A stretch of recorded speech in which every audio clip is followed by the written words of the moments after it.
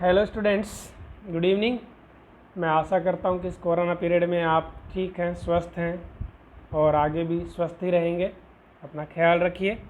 आज के इस वीडियो में हम गोविंद गुरु ट्राइबल यूनिवर्सिटी बांसवाड़ा के अंतर्गत पढ़ाए जाने वाले सिलेबस और एग्ज़ाम पैटर्न के बारे में डिस्कस करेंगे।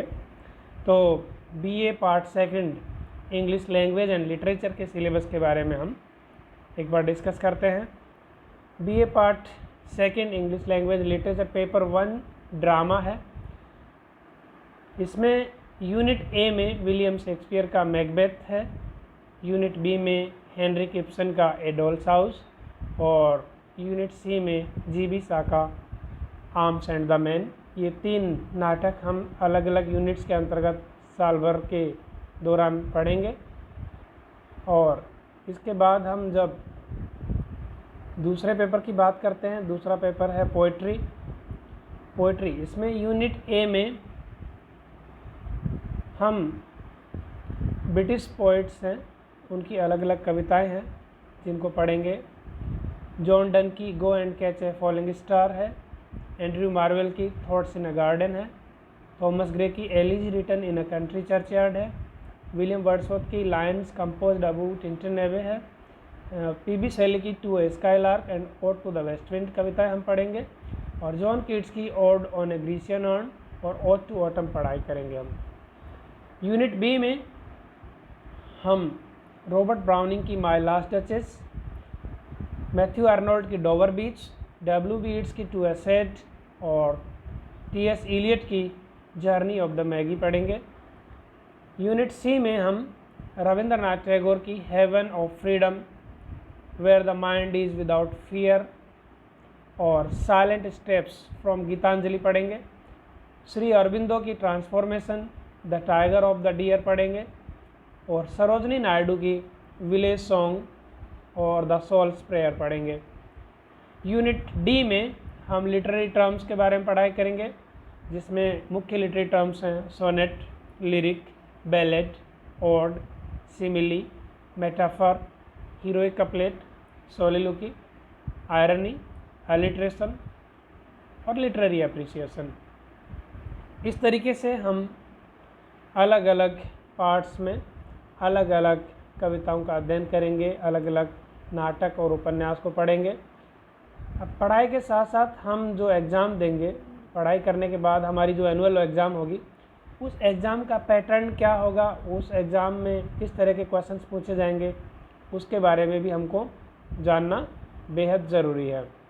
तो हम यहाँ पे डिस्कस करते हैं पेपर पैटर्न की, एग्ज़ाम पैटर्न की।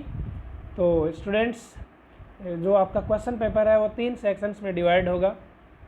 सेक्शन ए है, उसमें 10 शॉर्ट आंसर टाइप क्वेश्चंस या ऑब्जेक्टिव टाइप क्वेश्चंस आएंगे।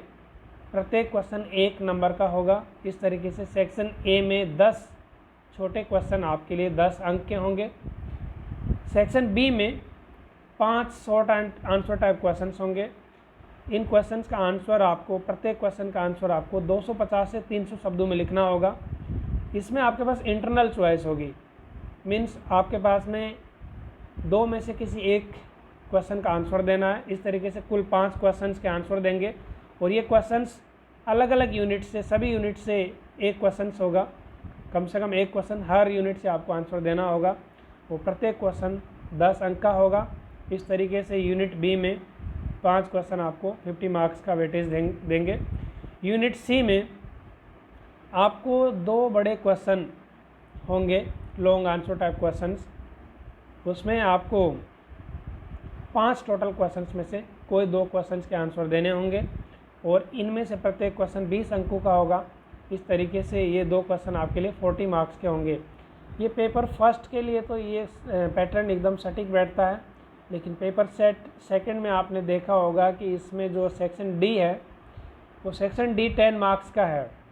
तो इस 10 मार्क्स के कवर अप करने के लिए आपको सेक्शन बी में से 50 की जगह 40 मार्क्स का वेटेज हो सकता है, यद्यपि ये चीज़ अभी तक यहाँ पे क्लियर नहीं की गई है। तो एक बार फिर से हम जो एग्ज़ाम पैटर्न है उसको हम समराइज़ करने की कोशिश करेंगे।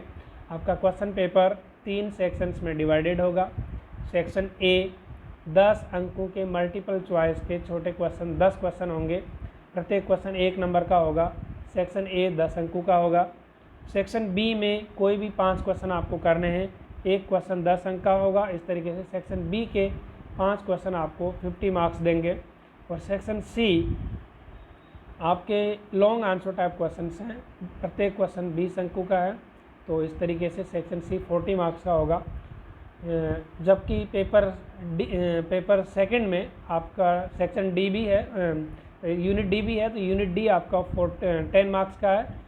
तो यूनिट सी से आपका सेक्शन सी से 40 मार्क्स का क्वेश्चन हो सकता है 50 की जगह, क्योंकि पेपर ए में आपके 3 यूनिट्स में सिलेबस डिवाइडेड है, लेकिन पेपर 2 में आपका सिलेबस 4 यूनिट्स में डिवाइडेड है। तो आपको यूनिट डी 10 मार्क्स की दी गई है तो अलग से, इसलिए आपका यूनिट ए बी सी कहीं से भी 10 मार्क्स को इसको एडजस्ट किया जाएगा, जो कि यूनिवर्सिटी से सूचना मिलने पे आपको यथा समय सूचित कर दिया जाएगा। तो स्टूडेंट्स, मैं समझता हूँ कि जब हमें हमारे डेस्टिनेशन की सही जानकारी होती है तो हम सही तरीके से अपनी यात्रा को आगे बढ़ाते हैं। तो हमारा एग्ज़ाम पैटर्न क्या है, हमारा सिलेबस क्या है, ये हमने जान लिया है। तो मैं आशा करता हूँ कि आज इस वीडियो को देखने के बाद आप अपनी इस साल भर की पढ़ाई की रूपरेखा इसी तरीके से तैयार करके आगे बढ़ेंगे। आप सभी को शुभकामनाओं के साथ धन्यवाद।